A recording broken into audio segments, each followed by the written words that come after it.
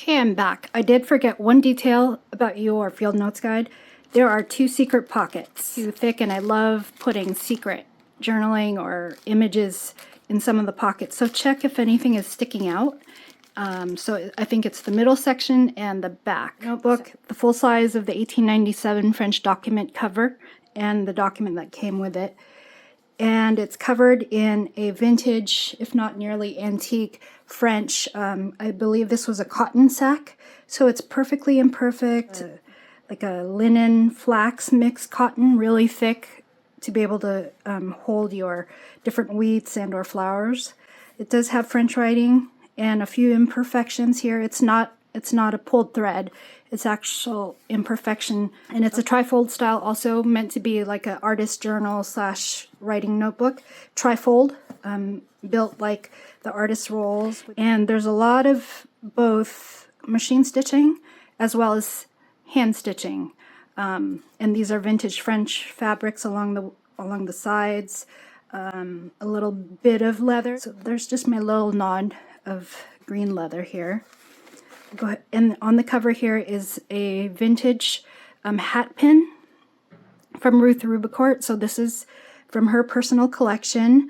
So instead of a tin or a rock, I thought I would put a little piece of gold specimen on the cover that you can obviously move and put your own artwork. It does have a silver rose. So this one has 6 charms, so it has a lot more charms. This is an actual silver rose charm, of course, because she built her own rose garden. On the cliffside, more of the vintage French ticking and some of the eco-dyed lace that I had made using my own dyes, pomegranate dye. An embroidered letter M that I hand-stitched on the back, and then there are the big numbers from the flour sack. And this is also from Aline Covine in France. Here's the inside, so welcome to Granville Part 2, Rose Garden Planning. So this one is, oh, I didn't do your measurements. This one is 10 3/4 inches tall by roughly 5.5, let's say 5.5 to 6 inches wide, depending on how tightly you cinch it. 9 inches tall, so 9 inches versus 10 3/4 tall. Front page, you'll actually see a clear pocket with a plan for the rose garden, outdoor rooms, if you're going to plan your own garden design. You can write on this with dry erase or the what are those, Sharpie pens, and then it will wipe off. So I actually flipped the slide so that you're writing on the smooth side. And then inside I do have a map of Normandy that I had waxed, full size. But you'll notice with waxing, you'll see through the other side. And I wanted to have something that looked like a map on the back. So this is actually a Pinterest image of one of the notebook styles or journal styles that I want to create. And then you can put anything in your pocket here and have, you know, any of your dried rose petals. Antique document to start, because I love the writing and the math on here and the natural staining. And then this is one of the very few digitals I did use in the journal. This is a Ruby and Pearl XO design. I've always loved this one. It's like the back of a chinoiserie or maybe a carved Coromandel screen, but I waxed it. So I didn't put anything on the back side. You can see how see-through that is, and I printed it to one of the linen resume papers, and I love that you can see all the lines on the back. And then of course one of the Gibbonary, I think there's 4 Gibbonary charms on here, and this one says Dreaming of the Sea. This antique French ledger I made into your garden chores diagram, a list of spring chores and maybe some plotting that you want to do of your spring plants for each of the seasons, spring, summer, autumn, fall, or autumn and winter. And you can still see a lot of the delicious ledger writing on the back there. And then some pink and blue eco dye, because again, you are by the sea. This image is actually a vintage, probably nearly antique photograph that I got on eBay that was colorized. So I don't know if it'll focus on her face. It's not Madeleine Dior, but it reminds me of maybe someone close to her, a sister, or maybe someone in her garden staff. But look at all those pink roses. The envelope in case you want to protect this further. But I just like using my overhead slides where I have some of the seashells and butterflies printed as little protecting tucks to kind of protect some of them. Plus, you can see the eco dye here, the pinks and the blues. And then here, you have a specimen card of one of the seashells, clams, that she finds along those. If you hear any sneezing, that would be my dad. This is meant to be a clam shell. It's waxed, part of Sharon's tutorial, and I just loved how the glue dried a little thick, and some of my eco pomegranate stains and blueberry stains actually accidentally blended this way. Some French fabric and one of the vintage photograph pages was one of the slides of the Japanese umbrella pine that she used to line their property to protect it from the winds. So that was similar to the one in the other journal. I just lined it with a little more German measuring tape and washi so that you could handle it, and some rice paper. And Italian document. This one is 1933. I like printing. I'll check the back because I love printing to the back of my antique or vintage documents, but the problem is some of them are a little too thin, so the machine your printer will eat them. But don't worry, you can still use them. And I love the purples with the backdrop. Or it might be azalea, pressed azalea, but I just love the color there. And there's that eco dye of the leaf print. It's perfect colors. Waxed, enlarged T-card of the seashells that I had in the first one also. You can't see on camera, with blue and white candle wax, church wax. Don't tell my mom. I took some of her prayer waxes from church, but it was blue and white, so it created this ocean effect behind there because this was a white backdrop to begin with. This is a version of my multimedia scene of Granville, just like the first version. This one's a little taller and thicker. So you'll see the cliff's edge were made with the wax papers and then the eco-dyed papers and bits. And here is their house. And I made it using 3 of the Turkish map folds. And then literally, when you go see the aerial footage of their house, one of their neighbors is a cemetery and church, and then houses along the cliffs, along the edge, and of course a couple of little paper bits of sailboats inspired by Gibbet's notebook. But I just love making my own eco dyes and paints. It's hard to go back to other paints once you make your own. This is actually a bit of pajama that I got from Madeleine, so it's an antique, pantaloon, or, undergarments. This button does work, but you don't have to take it off. I just want to show you for the video. And it holds the house. Actually, it doesn't. There's a magnet here on the ribbon. This front of the house is actually a sunroom. So if you look online, there is a sunroom in the front. The house does have like 3 sections when you look at the image. The house itself is magnetized, so even if you forget to button it, it won't fall off if you just have to throw your pages in here. The house right down in there, and then the magnets will find each other. So you have 3 spots for journaling or sketching on this real eco-dyed paper. Again, it's the same pink as the first one, just different plants. I think it was avocado dyed. And then the tall piece is still a place where you can sketch. You'll feel the little magnet in there, obviously, when you're sketching or writing, but close that up, and the magnet will find so even if you don't button it. And then on the back side, I've actually just paper clipped this very vintage, grungy Italian notebook page that came with a pack that I got from Roxy Creations. Rachel cobbled together pieces of art paper, so you'll feel watercolor paper, sketch paper together, because I didn't want this to get too bulky with the Arches watercolor paper. But it's kind of cool to see the sea effect on the backside too. Another Jibinuri paper clip. This one is a mermaid tail and a little bit of a turquoise bead and bigger paper clips. These are my fountain pen line drawings that you'll see throughout, because some of the eco dye papers didn't turn out so well, but I didn't want to waste them. It's just washi taped on here so that you could see some of the eco pressing mishaps. Where eco pressing works, it's just it doesn't come out perfectly as the leaf or the plant. And then this is a real primrose, which is one of the wild roses that you'll find in Normandy. A whimsical adventure, I think I mentioned that, her digital, I'll link below. But it's all basically her vintage rose garden collection. I printed onto more authentic ephemera. This one is also Italian. No, French maybe. Some of her ephemera, small selection of roses, catalog page, catalog order form. And then one of the Italian documents from 1939 from Rachel.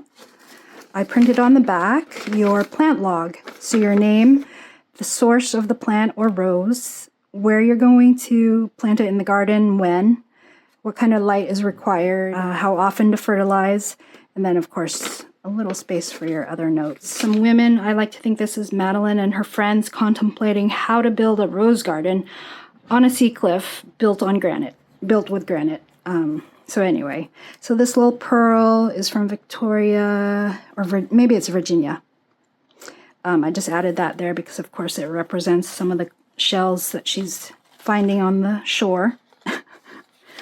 One of the giant butterfly specimen cards that I originally made for the field notes, but it was a little too big. And then it does have room for journaling. Here's one of the sticker or specimen number. Those are, any numbers are probably Sampool. Just assume they're all Sampool stamps. A little bit of Kadi on the back to sketch or write on.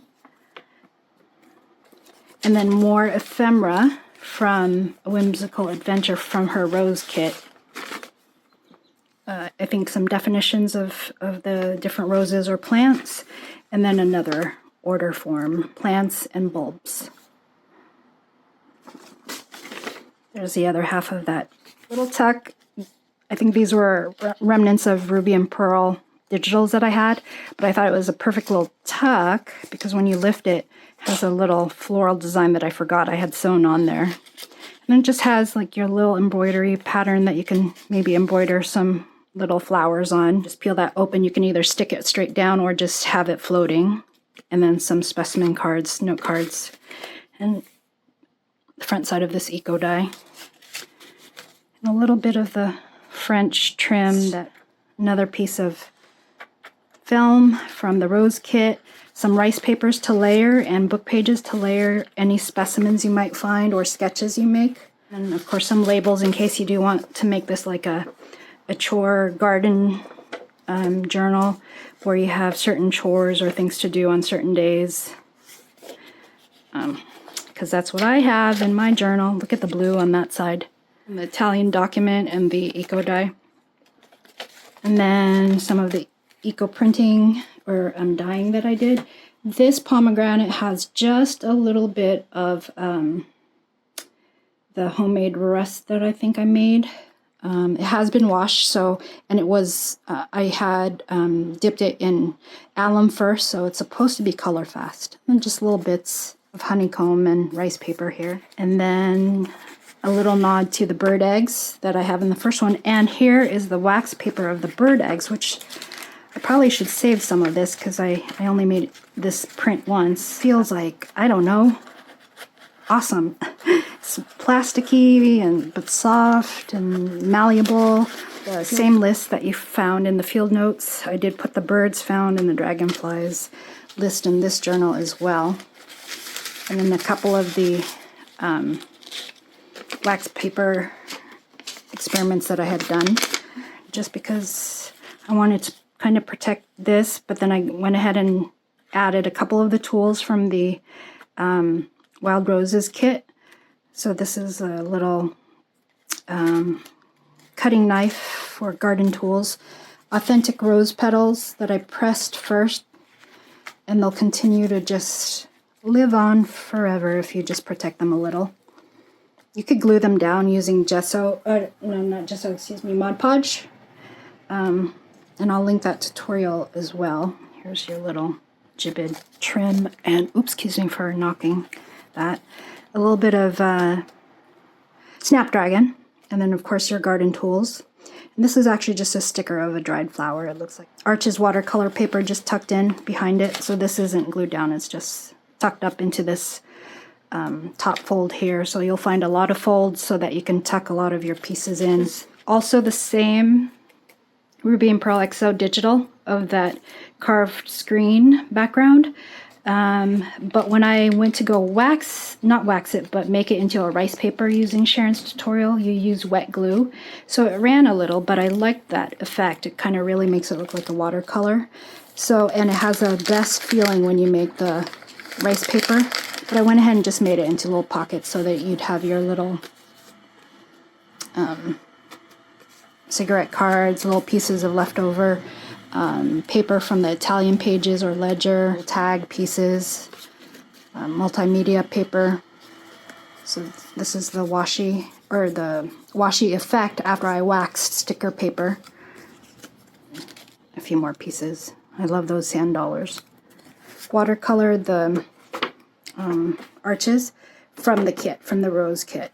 I just love that black and white, just because I am more of a black and white sketch artist. One of my favorite slides that I made touched. I did do a little repairing with some rice paper there. That slide. Pressed flower. This is hydrangea.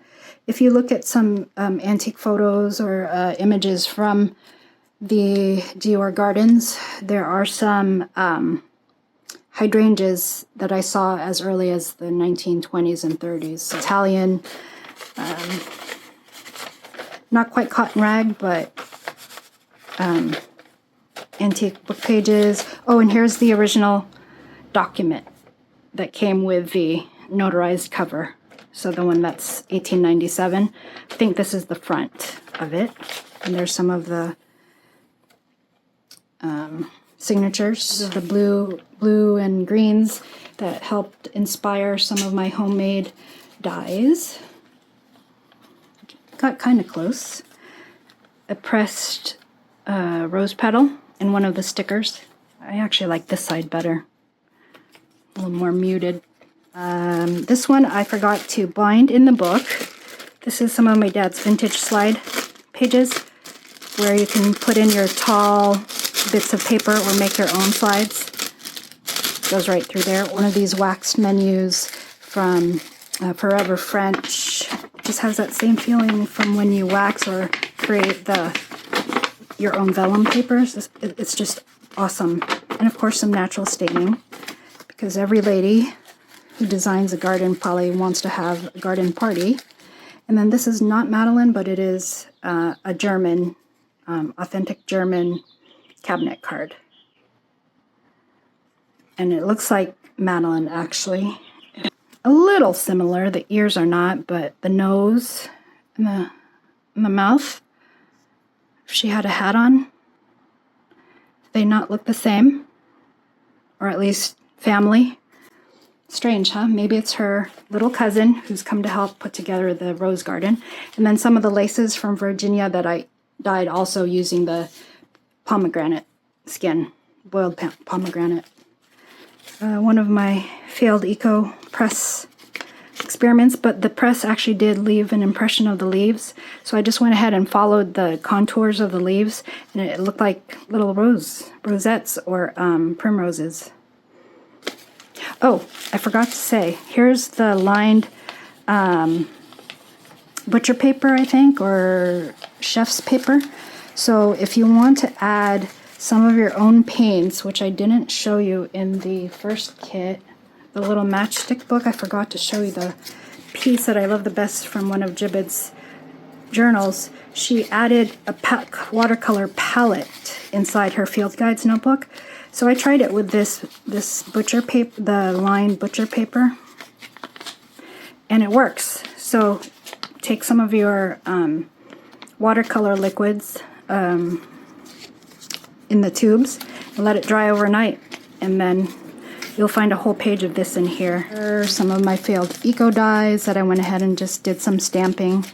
And I do have a digital of blank specimen cards and notes. It was inspired by Gibbet, where she made the little ones. Just because everyone that's selling these labels, field note labels, has writing on them, and I wanted to do my own. So this one has the eco paper, the eco dyeing. It was a little extreme because it was one of the ribbon ones, and it felt a little thick, so I thought I'd use it as labels, little labels throughout. And then I just printed some of the Whimsical Adventure PNG images, stamps from the kit onto there just to create that layered look. And the antique Italian book pages. Oh, this is my favorite part of this journal. The center is actually made up of house drawing design, what do you call blueprints, blueprint paper. So this is authentic vintage from the 1960s, this one is 1991, but there's a page in here from 1964 from a family, their house, where it shows the front of the house, which could very well be the Dior home, stairs included, and then maybe you could design your own garden around it. So it does come with a ruler, so for every centimeter it could equal like 1 or 2 feet of your own garden.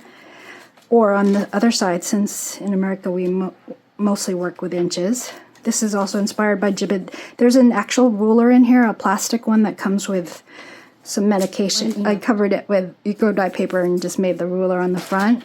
But if you want to design your own garden and kind of plot out where some of your flowers will go, that is the centerfold. It's the most amazing tracing paper that you'll feel. This is the second floor plan, and I did give you some of these clear dry pressed flowers, a whole pack of them, to be able to plot different flowers. And these bedrooms are actually represented as outdoor rooms, in my opinion, where if you look at the Dior property, the gardens, there are outdoor rooms separated by trees and walkways and paths. So you could actually build your flower beds and create outdoor rooms. There are some of your stickers. Backside is amazing. The short side, I went ahead and just glued a piece of Italian book page. These antique stamps here that are a perfect tuck on this very antique Italian book page. Handwriting. Is this a recipe? No. And I just have that in this tissue on coffee staining, and then some authentic French writing. So I put a whole book page or notebook page in here because I just love this person's writing, plus all the blue, the contrast on the pages. Additional watercolor paper. This is a cotton rag. And then just some eco dye. Here's a little more of the wax butterfly paper that ran when I did the gluing. But I actually like the effect of the running of the ink because I waited. I glued it too early. I didn't let the ink dry first. And then a copy of your butterflies that are found in Normandy or northern France, and a couple of scraps of the wax paper remnants that I have from handmade flower paper. And on the inside of this folded French ledger is additional delicious blueprint paper. It's awesome. I think that's, oh, here's the one from 1951 for Dr. Kent. So if anyone's related to Dr. Kent, here's a blueprint of one of his homes, his first floor plan. But look at outdoor gardens, outdoor garden rooms. And then you could just plot the different flowers and the different paths that you want to create. Or maybe you already own one and you just want to document the garden you're living at now before you move or sell. Lots of places to sketch and write. More of the rice paper wax of the watercolor. I think this was a Japanese painting of butterflies in a field. Another menu. This one is embossed, French menu from Forever French. Writing space. Here's the original document from 1897, the other half of it. There's your seal, notary, more of the handmade flower paper. This actually came from Victoria. A girl with a butterfly. And a book page with a little bird, since I'm not good at drawing birds. I haven't drawn any leaves for you, but those are a little bit easier. Oh, this is the first hint of Christian Dior's sketch style, or that Christian Dior is one of Madeleine's sons. Line drawings of the roses that he loved. Let me clip this together. Just hold that. It will stay open if you press it. Sorry if I'm shaking the camera, but just press it. It's new, so it needs to be worked in. But this is just some of my own sketch paper that I was practicing on my new antique dip ink. Look at this one's made out of an old pencil that I got from Sarah. Petit Papier. And then some practice line drawings. Actually, it's not so much practice, it's just that drawing with dip ink calligraphy or sketch pens on our modern paper, it's not as smooth, so you'll probably hear it's really rough. So the paper kept catching every time I draw something, so I just went with it and just kind of did some loose, literally loose drawings. And then the very first one I did, I accidentally dropped some ink, and my eye kept looking to it, so I dropped ink on the rest of them, because I figure, well, if I keep looking at this one, I'll probably want to look at all of them. Here's some of my Ferris wheel press ink that has gold pieces flecks inside the ink itself. Let me see if I have it here. This one. I forget what the color was, but see how the gold is actually in the bottom of the ink? So it's a blue, like a sea blue with the gold specks, and so when it dries, some of the gold will peek through. But that's one of my favorites. This is meant to be a climbing rose, which you will see on their property. Some of the wildflowers and poppies amongst the roses. More poppies amongst the roses. So even though it's a formal garden, if you look at the images or if you've been there before, because rose, you know, the wildflowers of Normandy are famous, I thought I should at least give them a nod. So those are the first hands. Here's the wax paper where you can actually drop some of your own watercolor pieces and then let it dry overnight, and you can actually travel with your own watercolor palette. And then here on the other side is the only hint of Christian Dior in this journal besides the sketches. More wax paper and more of the dyed ribbon Italian document. And this is your hexagon that I made for you as a gift, just like for the first journal. This is actually Christian Dior back in the 50s or late 40s at his home on one side, and there's the original home as children in the early days. And then you just open that up and it becomes two more images, which are very haunting but beautiful.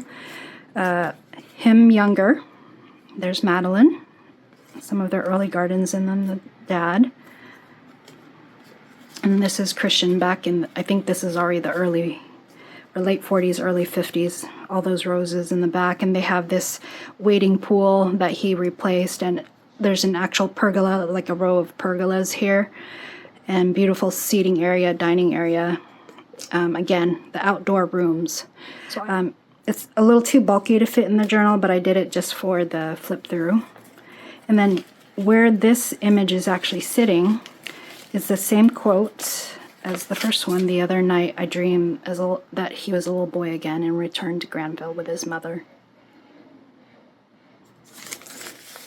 Little fabric trim, some handmade paper with little bits of roses. I got that from Susan. And then some of this delicious French book page that I got from Victoria, Paper Lover. And I just love how it's stained and the feeling of stained book page. It's this one. And how it sounds. And then this is one of my Eco Dye book tags. It was a real one. Laundry tag, $3.19. But I didn't like how the Eco Dye turned out, so I just put one of my rice paper tutorial papers from Sharon to cover it up a little, and then put some of the handmade flower paper on there that you can maybe write on.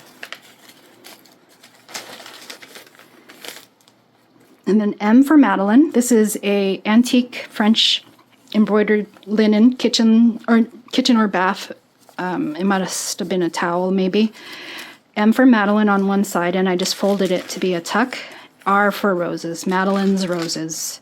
And then on the top of that, I have one of my silver charms that I bought from the Seattle market, outdoor market, of a butterfly, of course. And then your little envelope full of extra eco tags that I had printed but didn't use, and a piece of the antique Italian paper. Oopsie, that did not like being printed on when I tried to print your garden chores list on the back. But use that is tuck more of the handmade paper, and this is a double-sided tuck as well, with a spot for a charm if you want to add anything. And then little bits of tissue to protect some of your pages, and then the front, or half of that blue waxed shell page on the front. So you'll see a little bit of the blue wax melted towards the top there.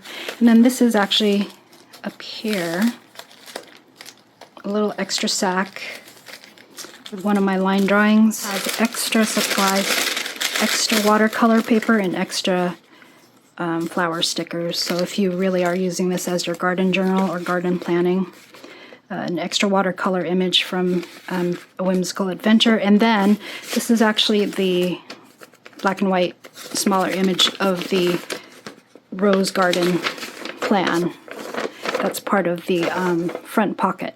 So you can actually kind of create your own design, and it's on grid paper. I do like to grid out friends' gardens or my mom's garden, just so I know what was there, because I'm making her a journal as well. And then also so I could plot the time of the sun and the amount of sun that each spot gets, so that when I'm transplanting things. Backside of the eco die that I lined with some of the purple letter.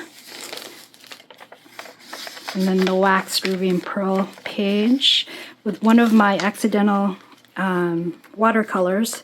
It had just splattered, but it kind of created an image like sort of like a wildflower, almost like maybe a poppy or even a little sweet primrose or something.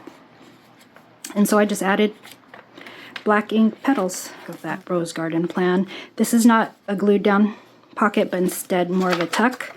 And I put a little piece, little remnants of my friend's vintage color-coded cards for interior design, but I thought those would make pretty rose colors. And then this back pocket is one of the eco-dyed bigger lace trims. I did not glue it down as a full pocket. In fact, it's just a belly band.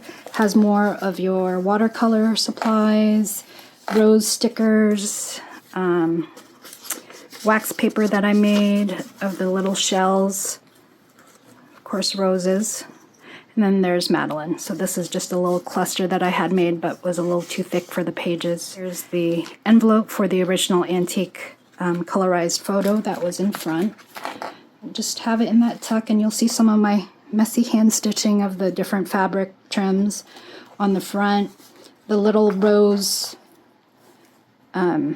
silver pin. This is real silver here. It's a little heavier. That's why it's on the outside. It's just so if you remove this pin and you want this to be the front, and then put the pin on the front side, just be careful and make sure it stays tucked under the fabric. Depending on your placement, it actually kind of looks like a little clutch bag, a little clutch handbag. Of course, a handbag with a with a band, but you know, you could change this out with a leather piece or a corded piece that you might have. But so this is the second one. So both of these will be available for sale. Reach out to me via DM on Instagram. I'll link my handle below. And thanks for watching these extra long ones that I'm probably not going to edit much. But it's been a while, and I wanted you to know all the details of the different pieces of art that were included. So thanks, and I'll see you next time, probably with another garden journal, plus the bigger Dior history handbound book. So a real fashion book. that's going to be a monster. So stay tuned for that in the next month or two. Thanks for watching.